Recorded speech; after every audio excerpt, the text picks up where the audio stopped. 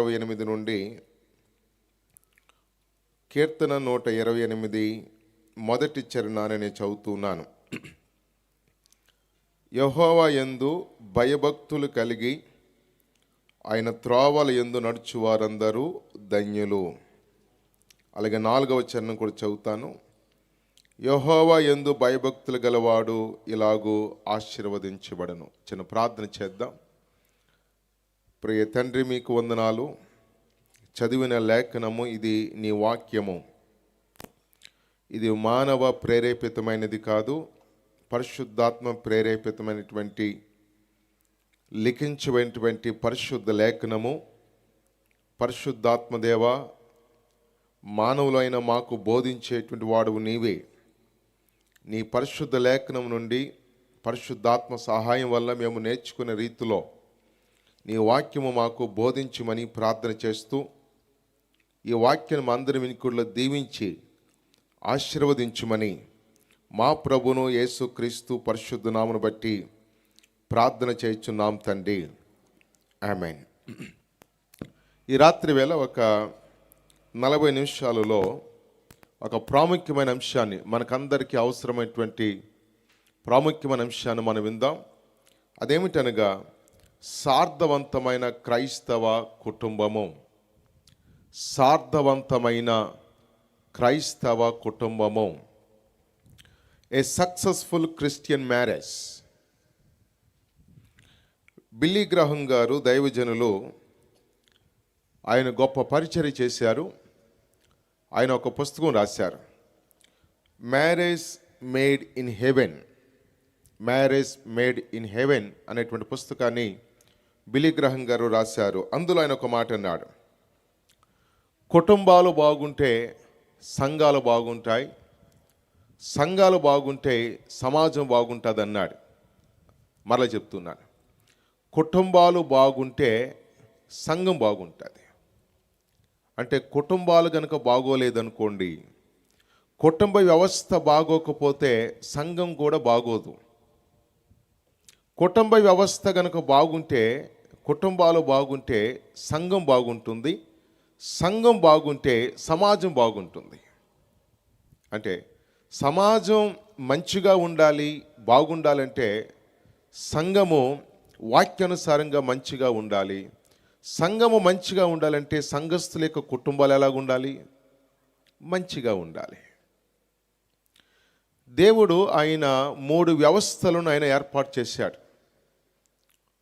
మొదటి వ్యవస్థ కుటుంబము. దేవుడు సృష్టిని చేసిన తర్వాత దేవుడు ఏర్పరిచినటువంటి మొదటి వ్యవస్థ, the first institution is the family, it's not the church. దేవుడు ఆయన మొదటిగా ఆయన సంఘాన్ని స్థాపించలేదు. దేవుడు స్థాపించిన మొదటి వ్యవస్థ కుటుంబము. దేవుడు ఆయన సృష్టిని చేసిన తర్వాత ఆయన ఆదాము అవ్వను దేవుడు నిర్మించి దేవుడు వారికి వివాహము చేశాడు ఏదోను వనంలో. Therefore the first institution is the family it self. రెండవ వ్యవస్థ గవర్నమెంట్, ప్రభుత్వము. మూడవ వ్యవస్థ సంఘము, ద చర్చ్. కనుక మొదటి వ్యవస్థ బాగుండాలి. మొదటి వ్యవస్థ అయినటువంటి కుటుంబము మిగతా వాటన్నిటికీ కూడా పునాది వంటిది. కుటుంబం ఎలాగుండాలి, ఏ రీతిగా ఉండాలి అంటే 128వ కీర్తనకు నేను పెట్టిన పేరు ఏంటంటే, సార్థవంతమైన క్రైస్తవ కుటుంబము ఇలాగ ఉంటుంది. మన యొక్క కుటుంబాలు ఇలాగ ఉండాలి. అది దేవుని ఏర్పాటు, దేవుని యొక్క చిత్తమై ఉన్నది. సో ఒక కుటుంబము సార్థవంతకంగా, ఫలభరితంగా, ఫ్రూట్ఫుల్గా, సక్సెస్ఫుల్గా, విజయవంతంగా ఉండాలంటే వాట్ ఈస్ ద సీక్రెట్? ఆ రహస్యం ఏమిటి? నేడు ప్రపంచంలో ఒక నివేదిక ప్రకారము ఏమని తేలింది? అమెరికన్ సైకాలజికల్ అసోసియేషన్ వాళ్ళు ఒక రిపోర్ట్ ఇచ్చారు. APS, American psychological association, APA వాళ్ళు ఒక రిపోర్ట్ ఇచ్చారు. అదేమిటంటే, అమెరికా దేశంలో జరుగుతున్నటువంటి వివాహాల్లో 40 వివాహాలు ఫెయిల్ అవుతున్నాయి. అంటే 100 మంది వివాహం చేసుకుంటుంటే 40 వివాహాలు అక్కడ ఫెయిల్ అవుతున్నాయి, వాళ్ళు డివోర్స్కి వెళ్తూ ఉన్నారు. అప్పుడు మన వాళ్ళు అన్నారు, అబ్బో మా దేశం అయితే అలాగుండదండి, మా యొక్క భారతదేశంలో పెళ్లి చేసుకున్న ప్రతి వాడు కూడా మంచిగా కాపురాలు చేసుకుని చెప్పి మన వాళ్ళు అంటుంటే, కానీ మన వాళ్ళ లెక్క ఏంటంటే 100 వివాహాలలో ఒక 2-3 వివాహాలు ఫెయిల్ అవుతున్నాయి. అయితే మన వాళ్ళ దగ్గర ఉన్నది ఏంటంటే బయటికి కాపురం చేస్తున్నారు కానీ లోపల మాత్రం విడిపోతూనే ఉన్నారు. బాహ్యంగా కాపురాలు చేస్తున్నారు కానీ అంతరంగంగా విడాకులు తీసుకుంటూ ఉన్నారు.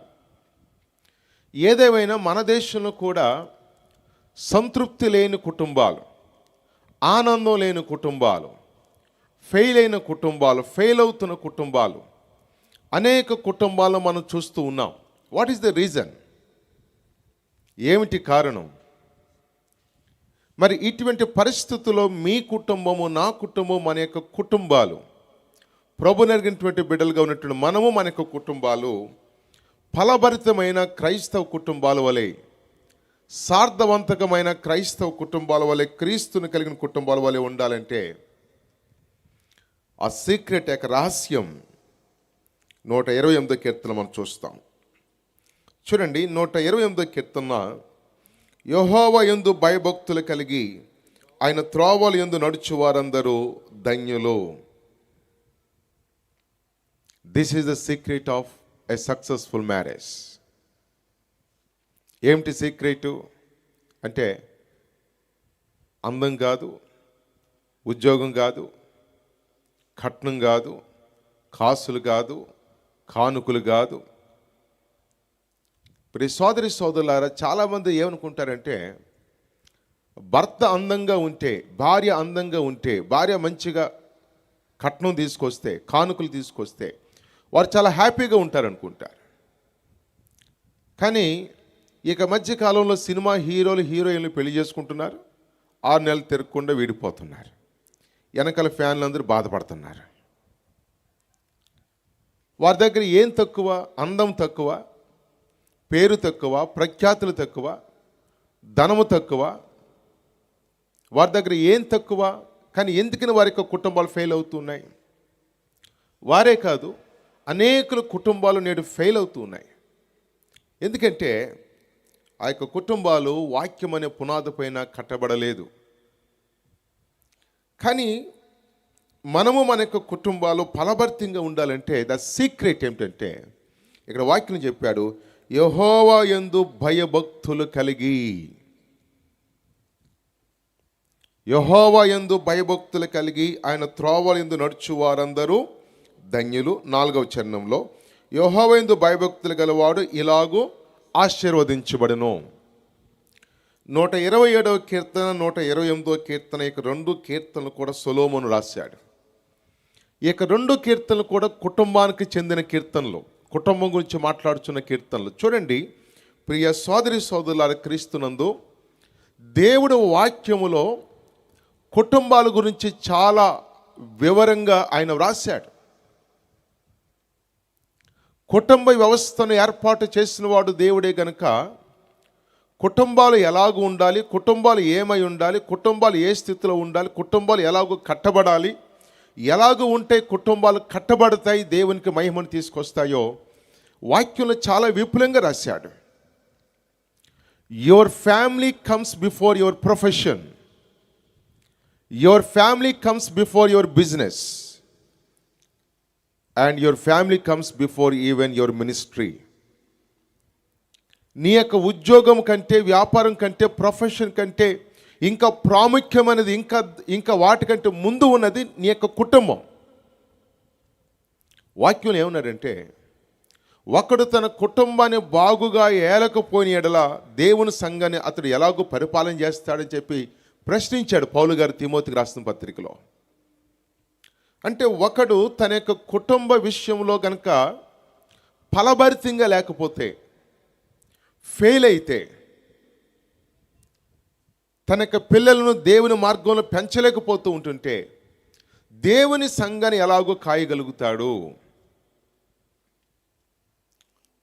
ఈరోజు చాలా విచారకరమైనటువంటి విషయాలు ఏంటంటే, చాలామంది పరిచర్య చేస్తున్నామని చెప్పి అంటున్నారు, కానీ వారి యొక్క కుటుంబాలు ఏమాత్రం కూడా బాగోలేదు. కానీ వాక్యం ఏమన్నాడంటే, తన యొక్క కుటుంబాన్ని బాగుగా ఏలిన వాడే పరిచర్య చేయడానికి సరిపోతాడు. అంటే దేవుని యొక్క ఉద్దేశంలో కుటుంబం ఎంత ప్రాముఖ్యమైనది. దేవుని యొక్క ఉద్దేశంలో, దేవుని చిత్తంలో నీ కుటుంబము, నా కుటుంబము, మన యొక్క కుటుంబాలు టేక్ ఫస్ట్ ప్రయారిటీ. మొదటి స్థానాన్ని, మొదటి స్థితిని దేవుని చిత్తంలో కలిగి ఉన్నాయి. ప్రియ సోదరి సోదరులారా, so you cannot take it light. మన యొక్క కుటుంబాల విషయంలో మనము సిల్లీగా, సరదాగా మనం ఉండకూడదు. అది దేవుని చిత్తం కాదు. కనుక ఆయా వాక్యాల ద్వారా, ఆయా స్థలాల్లో, ఆయా చోట్ల, పత్రికలలో, గ్రంథాలు దేవుడి యొక్క కుటుంబాల గురించి చాలా విపులంగా దేవుడు మాట్లాడుతూ ఉన్నాడు. అందుకనే 127వ కీర్తన ఇలా స్టార్ట్ అవుతుంది. యెహోవా ఇల్లు కట్టించని ఎడల దాన్ని కట్టేవారు ప్రయాస వ్యర్థమన్నాడు. ఏ ఇల్లు? మనము కట్టేటువంటి గృహాల, నిర్మాణాల కాదండి, కుటుంబము. యెహోవా ఇల్లు కట్టించని ఎడల అనగా దేవుడు ఒక కుటుంబాన్ని కట్టాలి. దేవుడు కట్టిన కుటుంబము. 127, 128 కీర్తనలో దేవుడు కట్టిన కుటుంబం గురించి మనం చూస్తాం. ఇక్కడ a family built by God. దేవుడు నిర్మించిన, దేవుడు కట్టిన, దేవుడు కట్టుచు ఉన్న కుటుంబము. ఫలభరితమైన, సార్థవంతకమైన ఏ సక్సెస్ఫుల్ క్రిస్టియన్ మ్యారేజ్. దానికి మూలము, సీక్రెట్ ఏమిటంటే యెహోవా యందు భయభక్తులు కలిగి ఉండటమే. The secret behind a successful Christian marriage is to fear God. దేవునికి భయపడుట, దేవుని యందు భయభక్తులు కలిగి ఉండుట. Everything brings from there. Everything starts from there. Everything sprouts out from there. సమస్తం కూడా అక్కడి నుండే స్టార్ట్ అవుద్దండి. ఒకడు దేవుని యందు భయభక్తులు కలిగి ఉంటే వాని యొక్క కుటుంబం బాగుంటుంది. వాని యొక్క కుటుంబ పరిస్థితులు బాగుంటాయి. దేవుని యందు భయభక్తులు కలిగి ఉండటము సార్థవంతకమైన, ఫలవర్తమైన కుటుంబానికి అది ఒక మూలాధారము. దేవుని యందు భయభక్తుల గురించి చాలా చోట్ల ఆయన వాక్యంలో మనం చూస్తాం. చాలా చోట్ల వాక్యంలో రాయబట్టి మనం చూస్తాం. ఉదాహరణకు చూడండి, యోబు గ్రంథము 1వ అధ్యాయం 1వ వచనంలో దేవుడు యోబు గురించి ఏమని సాక్ష్యం ఇస్తున్నాడు.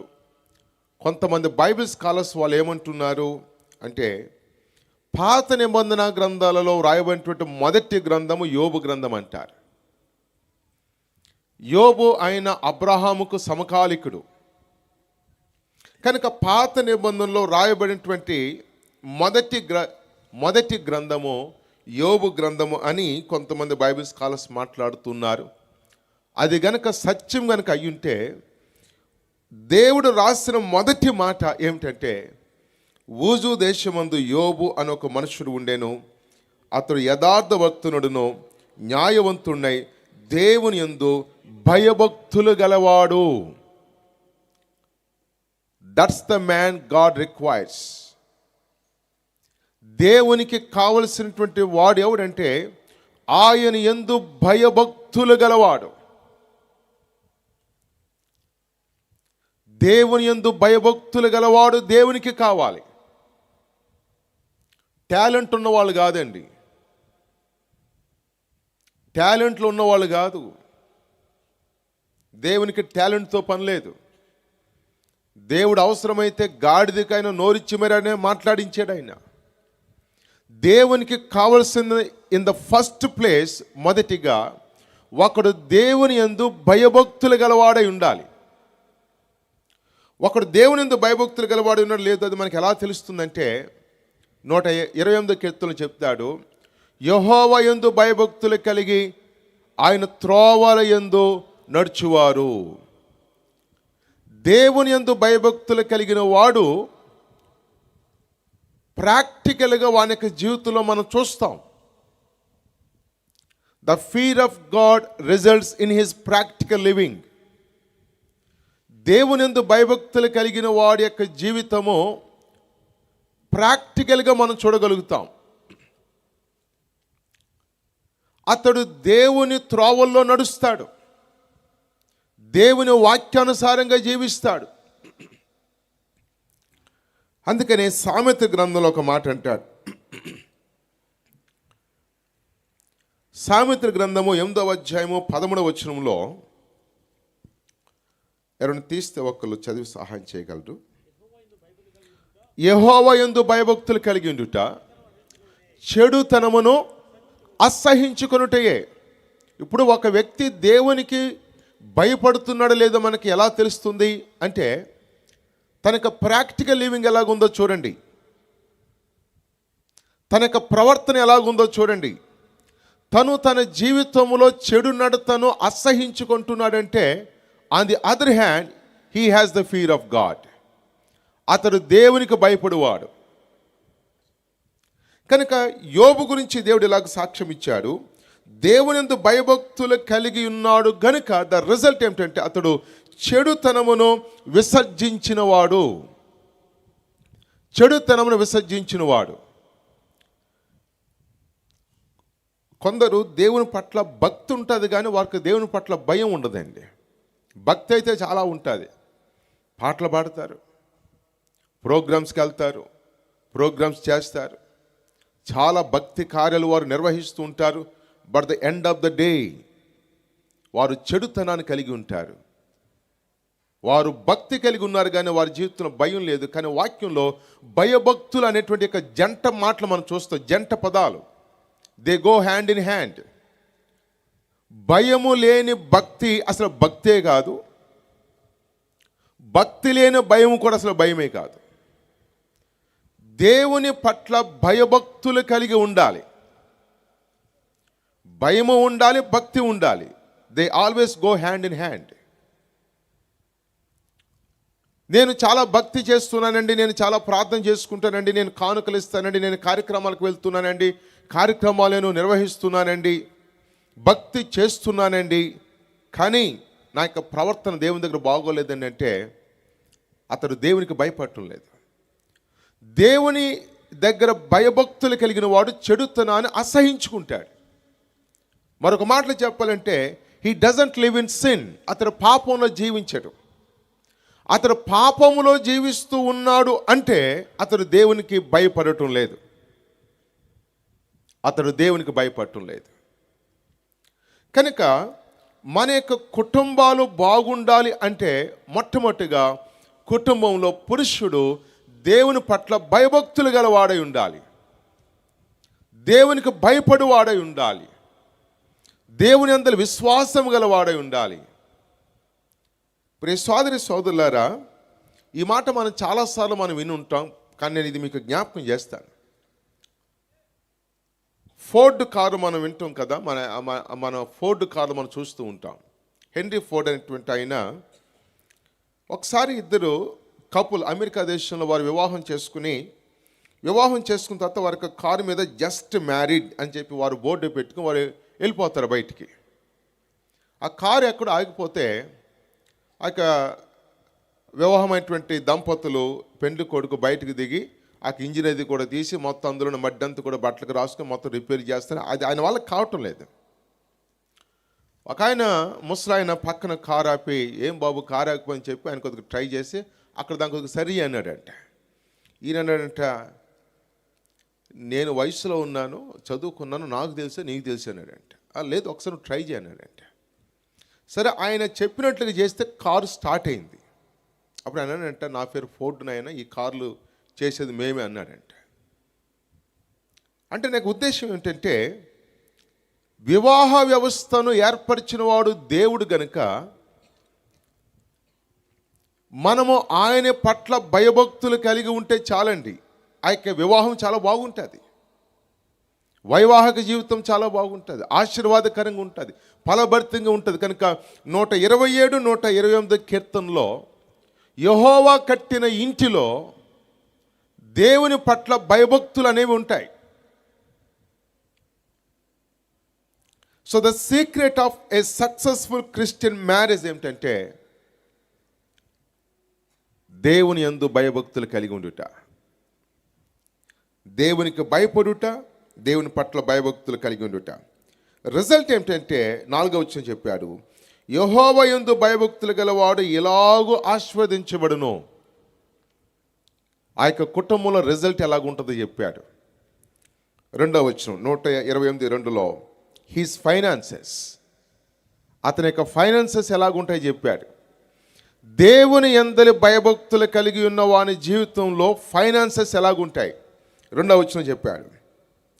నిశ్చయముగా నీవు వేరొకల కష్టార్జితం అనుభవిస్తావన్నాడా, లేదా నీ చేతుల కష్టార్జితం అనుభవిస్తావన్నాడా?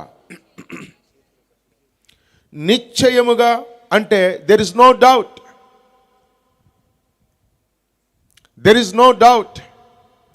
నిశ్చయముగా ప్రభు అంటాడు, నేను మీతో నిశ్చయముగా చెప్పుచున్నాను, నిశ్చయముగా చెప్పుచున్నాను, నిశ్చయముగా చెప్పుచున్నాను.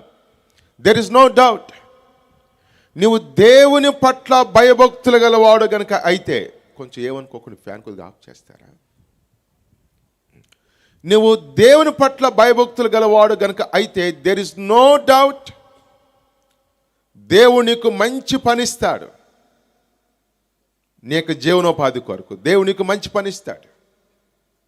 నిశ్చయముగా నీవు నీ చేతుల కష్టార్జితము అనుభవిస్తావు. దేవుడు ఆదామును దేవుడు సృజించాడు. సృజించిన తర్వాత దేవుడు ఆదాముకి దేవుడు 3 ఇచ్చాడు. 1, దేవుడు ఆదాముకి భార్యనిచ్చాడు. ఆదాము అడగలేదు, నేను ఒంటరిగా ఉన్నాను, నాకేం తోయిటి లేదు, నా పక్కన ఇంకొకరు ఉంటే బాగుంటుంది అని ఆదాము అడగలేదండి. దేవుడు అన్నాడు, నరుడు ఒంటరిగా ఉండుట మంచిది కాదు అని తన ఒంటరితనాన్ని తనకు తెలిసేటట్లు దేవుడు చేశాడు. అన్నిటికీ పేర్లు పెట్టమన్నాడు. అన్నిటికీ సాటైన సహకారం ఉంది కానీ ఈయనకి లేదు. సో ఒక రకమైన లోన్లీనెస్లోకి వచ్చిన తర్వాత దేవుడు ఒక స్త్రీని తీసుకుని ఆదాంకి ఇచ్చాడు. అప్పుడు ఆదాం ఒక పాట పాడాడు, నా ఎముకలలో ఎముక, నా మాంసంలో నా మాంసం అన్నాడు. కానీ తర్వాత ఎలాగుంటుందో నాకు తెలియదు. మరి మన మధ్యకాలంలో ఒక తమ్ముడు వచ్చి అన్నాడు, అన్న పెళ్లి చేయనా అన్నాడు. సరదాగా నేను కొంచెం సర్కాస్టిక్గా మాట్లాడుతూ ఉంటాను. పెళ్ళి అంటే ఏంటి తమ్ముడు చెప్పు అంటే ఏంటో చెప్పు చేస్తానంటే, ఆ పెళ్ళి ఉంటే అంటే ఏంటన్నా, పెళ్ళి అంటే 100 ఏళ్ళ పంట అన్న అన్నాడు. పోనీ మంచిది, మొత్తానికి పెళ్లి చేసేసి ఇప్పుడు 3 సంవత్సరాలు ఇద్దరు పుట్టారు. మొన్న ఈ మధ్య కనిపించి నాతో బీటీసీపీ క్లాస్కి వస్తున్న తమ్ముడు ఎలాగుంది ఏంటి పెళ్ళి అంటే, పెళ్ళి అంటే 100 ఏళ్ళ మంటన్న అంటున్నాడు. తర్వాత తంటన్న అంటున్నాడు అనమాట. నా ఎముకలలో ఎముక మాంసవాన్ని అసలు నువ్వు నా దానివే, అసలు నువ్వు నాలుండి వచ్చావని చెప్పి ఆమెతో పెళ్లి చేసుకున్నాడు. దేవుడు ఆదాముకి వివాహం చేశాడు, భార్యనిచ్చాడు. 2, దేవుడు ఆదాముకి ఉండడానికి ఒక స్థలాన్ని ఇచ్చాడు, ఏదోను వనము. దేవుడు తూర్పు తట్టున ఆయన ఒక తోట వేశాడు, వనాన్ని వేశాడు. అక్కడ ఆదాము దేవుడు పెట్టాడు. దేవుడు నీకు ఉండటానికి ఒక స్థలం దేవునికి చూపిస్తాడు. 3, దేవుడు ఆదాంకి చేసుకోవడానికి ఒక పని చూపించాడు. ఆయన తోటను ఆయన సేద్యం చేయమన్నాడు, సేద్యపరచమన్నాడు.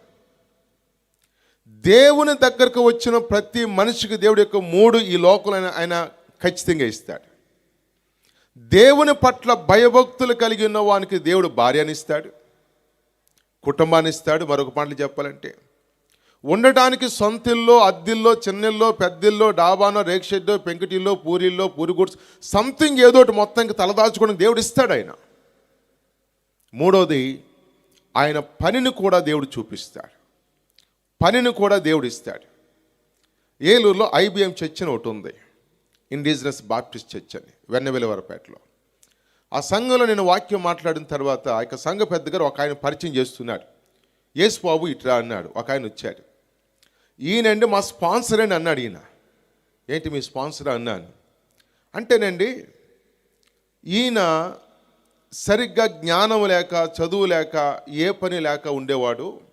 పెళ్ళయిందండి, ఏ పని లేదని, సరైన సంపాదన లేదని చెప్పి భార్య విడిచిపెట్టి వెళ్ళిపోయింది. ఈయన ఏం చేయలేదో తెలియక ఆదివారం పూట చర్చిలో ఎక్కడో చివరన కూర్చునేవాడు, మందిరంలో దేవుని వాక్యం వినేవాడు. అలాగ వింటూ ఉండగా దేవుడు ఆ వ్యక్తిని దేవుడు దర్శించాడు. ఒక రోజున సంఘ పెద్దలు పిలిచి అన్నారంటే, అసలు నువ్వు ఎవరు, నువ్వు ఎక్కడ వస్తున్నావంటే చెప్పాడు. నువ్వేం చేస్తావంటే, నాకు భార్య వెళ్ళిపోయిందని పిల్లల్ని తీసుకుని అన్నాడు. నీకేం వచ్చంటే, నాకు బైక్ మెకానిక్గా చేయటం నాకు కొంచెం వచ్చండి, మొత్తానికి కొద్దిగా ఐడియా ఉందన్నాడు. సంఘ పెద్దలు వెళ్ళాక ప్రాంతంలో ఒక చిన్న రూమ్లో దాన్ని మాట్లాడి హౌస్ ఓనర్తో అద్దె ఈయన కట్టకపోతే మా యొక్క సంఘం కడతని చెప్పి మాట్లాడి ఆయనకు ఒక చిన్న రూమ్ను అక్కడ పెట్టి అక్కడ ఆయనకి ఆ యొక్క వర్క్ని అప్పగించారు. ఇప్పుడు ఆయనకి ఖాళీ లేదు. ఆయన కింద 4-5 మెకానిక్లు ఉన్నారు. భార్య తిరిగి వచ్చింది. ఎప్పుడైనా సంఘ కార్యక్రమాలు కనుక కొద్దిగా ఫండ్ కనుక తక్కువైంది అనుకోండి, ఒక 50,000 ఇస్తాడంట. ఉన్నప్పుడు ఎదురుగాలని అంటాడంట. దేవుడు చేయటానికి ఆయన ఒక పని ఆయన మనకు చూపిస్తాడు. ఆయన తన బిడ్డలను దేవుడు ఆయన ఖాళీగా ఉంచాడండి ఆయన.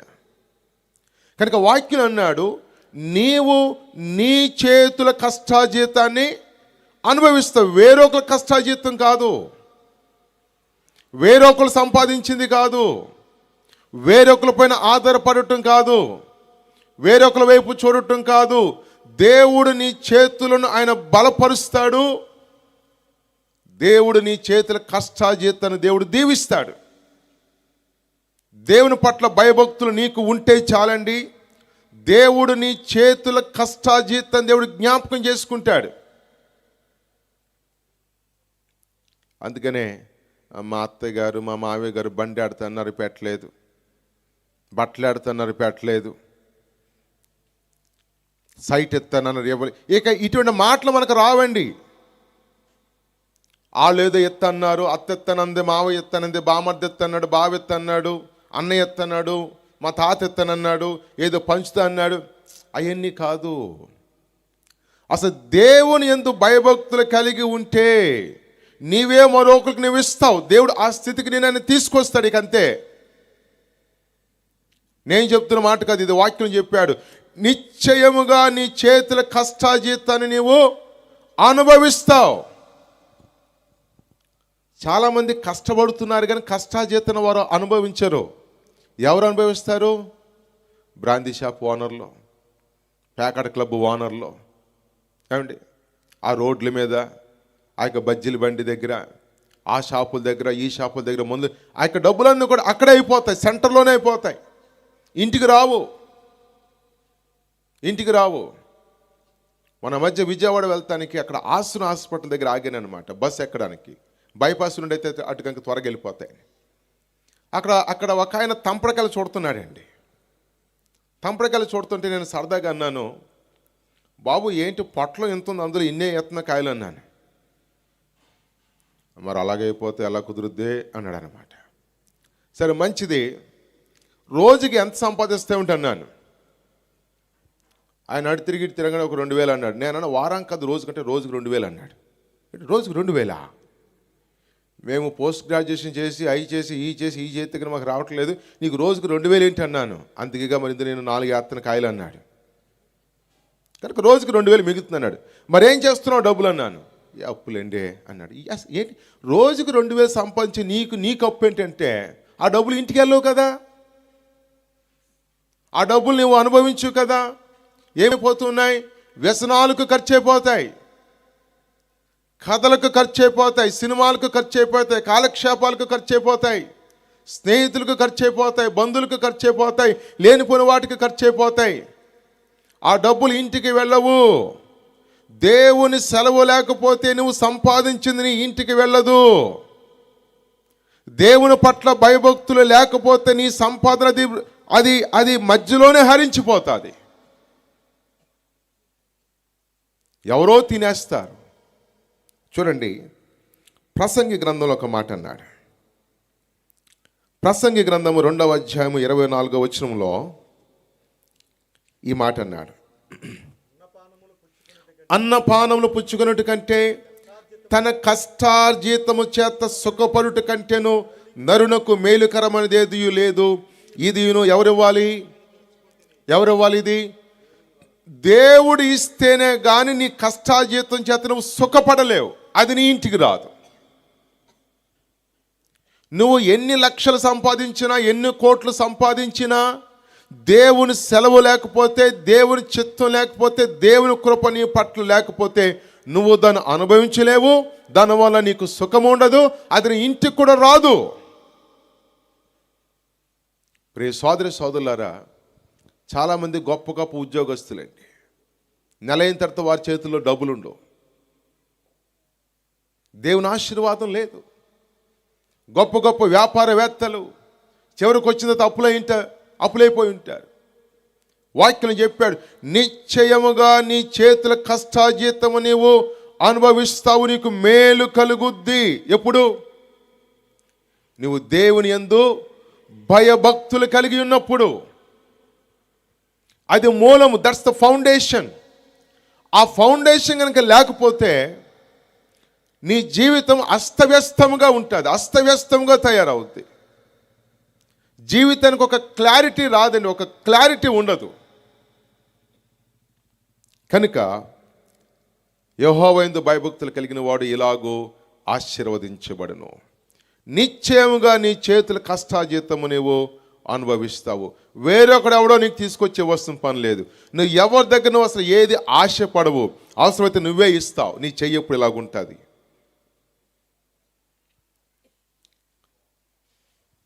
తెస్సలోనికి రాసిన పత్రిక, మొదటి పత్రికలు కూడా పౌలు గారు ఒక మాట అన్నాడు. తెస్సలోనికి రాసిన పత్రిక, మొదటి పత్రిక 2వ అధ్యాయంలో 5వ అధ్యాయము, 2వ పత్రిక 3వ అధ్యాయము 10వ వచనం చదువుతున్నాను. మరియు మేము మీ యొద్ద ఉన్నప్పుడు ఎవడైనను పని చేయనొల్లని ఎడల వాడు భోజనం చేయకూడదని మీకు ఆజ్ఞాపించితిమి కదా. మీలో కొందరు ఏ పనియు చేయక పరుల జోలికి పోవచ్చు, అక్రమంగా నడుచుకొనిచున్నారని వినుచున్నాము. అట్టివారు నెమ్మదిగా పని చేయొచ్చు, సొంతముగా సంపాదించుకున్న ఆహారము భుజింపవలని మన ప్రభుని యేసుక్రీస్తు పేట వారికి ఆజ్ఞాపూర్వకంగా హెచ్చరించుచున్నాము.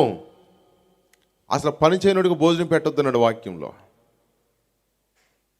ఈ మధ్య కొందరు యవ్వనస్తులు అడుగుతూ ఉంటుంటే, తమ్ముడు ఏం చేస్తున్నావంటే, అన్న నేను చేసే ఉద్యోగం పేరు ఖాళీ అన్న అంటున్నారన్నమాట. ఖాళీ, అది ఖాళీ ఏంటి? ఎన్ని పనులు లేవు? కూటి కోసం కోటి విద్యలు అన్నారు. కష్టపడి ఆహారం సంపాదించుకోవడానికి అనేక ఉద్యోగాలు ఉన్నాయి, అనేక వ్యాపారాలు ఉన్నాయి, అనేక పనులు ఉన్నాయి.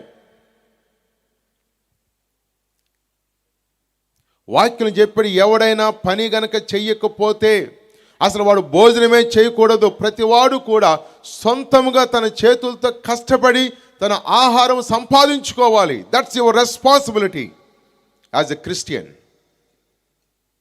దేవుని సహాయ సహకారాలు ప్రభు నీకు ఇస్తాడు. కష్టపడే మనసు నీకు ఉంటే, పని చేసే మనసు నీకు ఉంటే, ఒళ్ళు వంచే మనసు కనుక నీకు ఉంటే, దేవుడు తప్పకుండా నీకు సహాయం చేసి దేవునికి మంచి పనిని దేవునికి చూపిస్తాడండి. అమెరికాలో నాకు ఫ్రెండ్ ఒక ఆయన ఉన్నాడు, ఆయన పేరు టాడ్ పీటర్సన్. ఆయనకి అక్కడ పెద్ద పెద్ద సాఫ్ట్వేర్ కంపెనీస్ ఉన్నాయి. మొన్న వెళ్ళినప్పుడు వాళ్ళ అమ్మాయి లేదు. మీ అమ్మాయి ఏదండి అన్నాను. ఆమె స్టోర్లో ఉందంటే, స్టోర్లో ఏం చేస్తుందంటే అక్కడ ఆమె పని చేస్తున్నాడు. ఏంటి మీ అమ్మాయి స్టోర్లో పని చేయటం అన్నా నేను.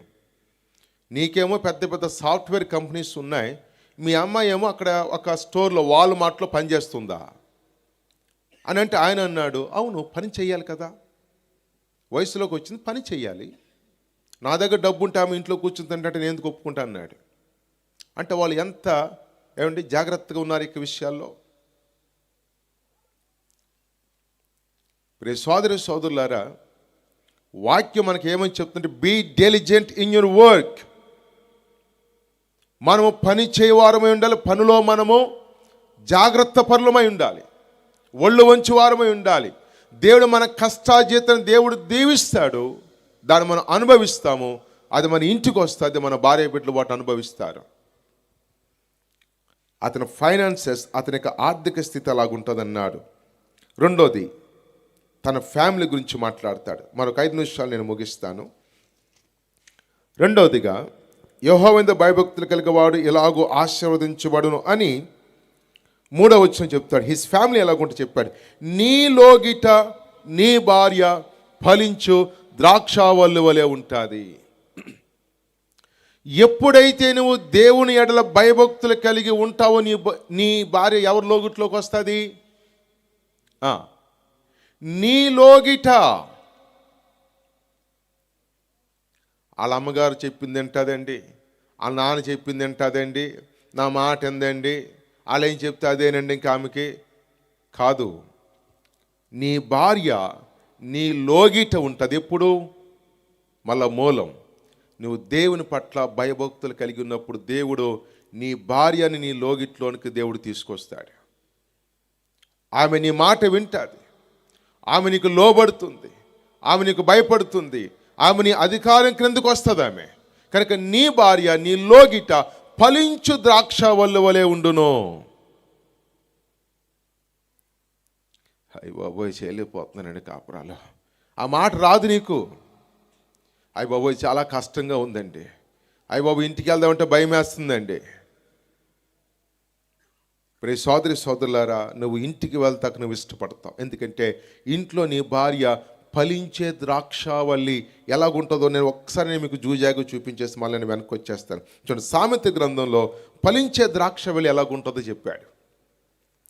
సామెత గ్రంథము 31వ అధ్యాయంలో చెప్పాడు ఫలించే ద్రాక్షావల్లి ఆ స్త్రీ ఎలాగుంటుందంటే 10వ వచనంలో, గుణవతైన భార్య దొరుకుట అరుదు, అది ముత్యం కంటే అమూల్యమైనది అని ఆమె పెనివిట్టి ఆమె యందు నమ్మకించును, అతని లాభప్రాప్తికి వెలితి కలగదు. ఆమె తన బ్రతుకు దినములన్నీ అతనికి మేలు చేయను కానీ కీడేమీ చేయదు. ఆమె గొర్రెబచ్చును అవసరాలను వెతుకును, తన చేతులతో వాటితో పని చేయను. ఇవన్నీ మాట్లాడిన తర్వాత చూడండి 15వ వచనంలో, ఆమె చీకటితోనే లేచి తన ఇంటి వారికి ఫలించే ద్రాక్షవల్లి ఎప్పుడు లేస్తుందండి? 9, 10 నోట్లో బ్రష్ అట్టు తిరిగి అటూసి ఫలించే ద్రాక్షవల్లి ఎప్పుడు ఇస్తుంది? చీకటితోనే లేచి తన ఇంటి వారికి భోజనమును సిద్ధము చేయును. మా సంఘంలో ఒక అంకుల్ గారికి బాగోలేదని విజయవాడ రమేష్ హాస్పిటల్కి తీసుకెళ్ళాం. ఆయనకి అది యాంజియోగ్రామ్ చేస్తేనే మేము బయట కూర్చుంటే ఎవరో మొత్తానికి పాత స్నేహితులు ఇద్దరు కలుసుకున్నారు. ఒక ఆంటీ గారు ఒక అంకుల్తో చెప్తుందనమాట. ఆయన ఈయన అడుగుతున్నాడు, ఏమ్మా మీకు అబ్బాయి ఉండాలి కదా, ఏమన్నా మా అబ్బాయికి పెళ్ళి అయిపోయిందండి, బెంగళూరులో ఉంటున్నాడండి.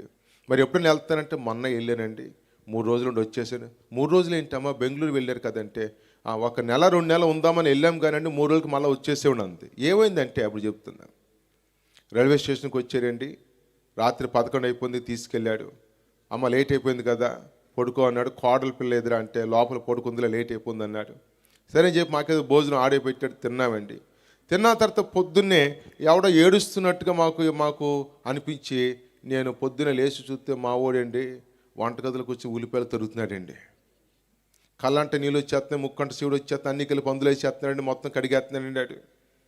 అయ్యి బాబు ఇదేంటి అన్నానండి నేను. ఏంటి నువ్వు ఉల్లిపాయలు తరుగుతున్నావు ఏంటంటే, అమ్మ రోజు ఇదే పని అమ్మ అన్నాడు. బట్టలు ఉతికేది నేనే, ఉల్లిపాయలు కోసేది నేనే, వంట చేసేది నేనే, అన్నీ చేసేసిన తర్వాత అన్ని టేబుల్ మీద పెట్టి ఆవిడకి అంటే కాఫీ ఇవ్వాలంట.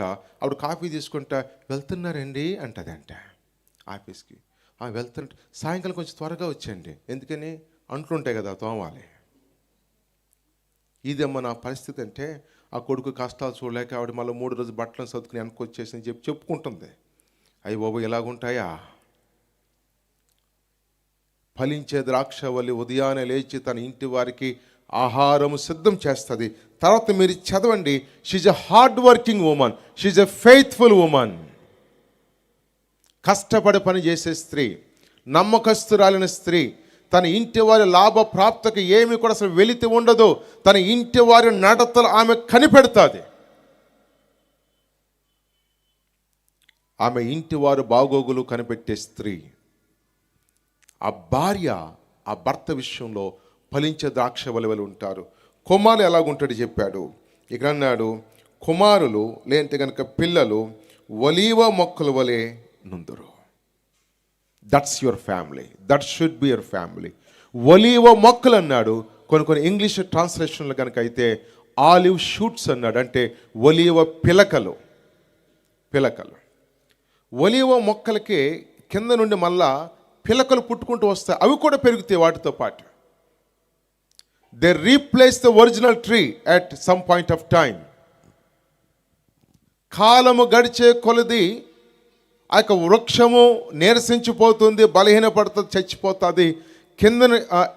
కింద నుండి మొలిచేటువంటి పిలకలు పెరిగి ఆ చెట్టు స్థానంలో ఇవి మొలిచి ఇవి ఉండి ఆ స్థానాన్ని ఇవి భర్తీ చేస్తాయి.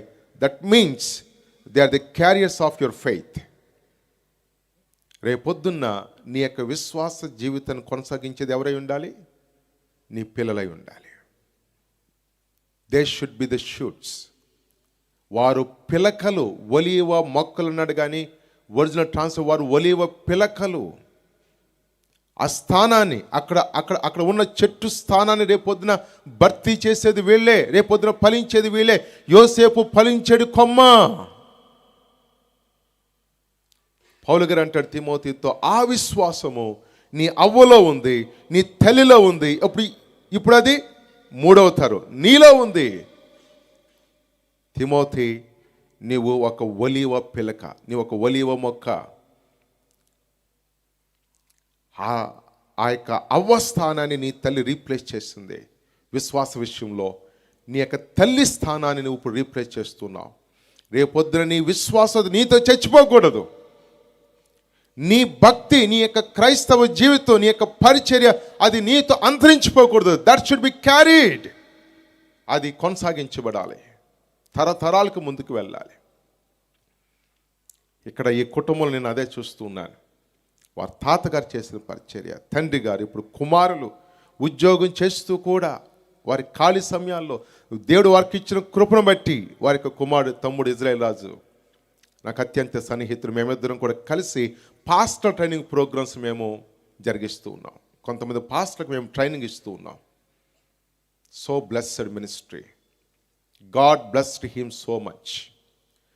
God really blessed him so much.